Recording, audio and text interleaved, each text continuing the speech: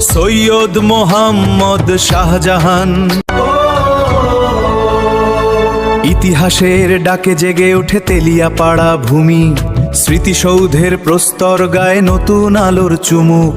ব্যস্ত আয়োজনে ফোটে সকলের ঐকান্তিক সুর, সাফল্যের প্রত্যাশায় উজ্জ্বল প্রতিটি মুখ।